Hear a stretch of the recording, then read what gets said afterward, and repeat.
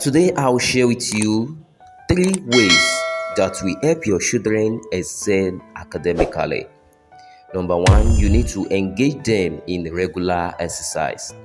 According to research, the parts of the children's brain that are associated with memory and cognitive function are larger in those kids who are more active. Additional studies have shown that children who participated in increased physical activity improved in mathematics, reading, and spelling.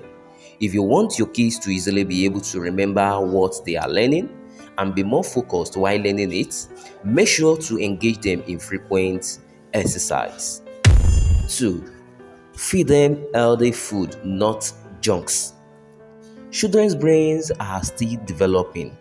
Giving them a balanced diet will nourish their brains and their bodies. Give them fruits, eggs, and vegetables and minimize the sugar intake.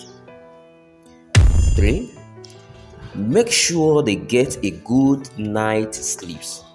Kids who don't have enough sleep or are frequently interrupted while sleeping have been shown to have difficulty retaining what they have learned in school. Help your kids to go to bed at a reasonable hour. Follow all this to ensure that your kids succeed academically and beyond. Thanks for watching.